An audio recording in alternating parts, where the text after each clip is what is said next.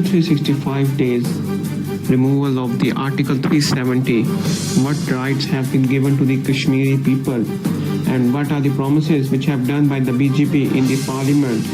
They said we will give the equal rights to the citizens of the Kashmir, good infrastructure, good schools, job availability and more other. But what can anyone tell me what they get in response after the 365 days of this strict lockdown?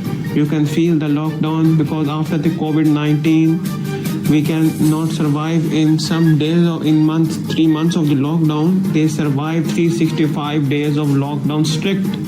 No internet, curfew, rapes, forcefully arrest, state abductions, no education, no job, no tourism, no economy. So all the things have been destroyed by the repercussion of the Article 370 and 35A. These are the things which have been given in the 365 days of curfew in Kashmir. Today we will discuss every point with detail. Start the video. No internet for 6 months.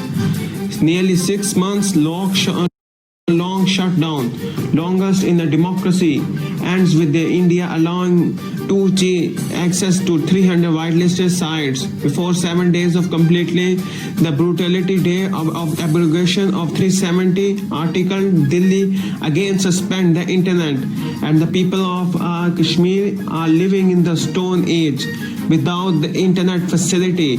In COVID situation, our studies and work is online and work at home. But how can it be done at the 2G speed? How can student can study on a 2G speed?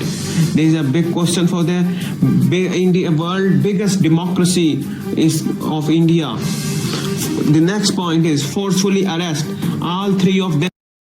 Umar Abdullah, Farooq Abdullah, Mehbooba Mufti, which are the chief minister, ex-chief minister of the Jammu Kashmir, disputed Jammu Kashmir, besides many former state cabinet minister, ex-lawmaker, party's head. They are Yasin Haider. There are thousands of peacefully protesters which have been arrested, not in Jammu. They moved into different parts of the India. When they feel they have to protest, they protest with their full power. They never fear about the pellet guns, direct fire, rubber bullets. Many of young people which have been blind because of the pellets gun. 9 lakh army cannot join into the India after the killing the 1 lakh Kashmiri people. Education. The next is education. There is no education in Kashmir for 365 days. Students lose their 1 year education. The state administration has attempted many times to reopen the school last month, but they did not succeed because while the teacher and other staff have been reported to work, but no students and parents did not turn up. And the next is economy. The biggest part of any country or a state.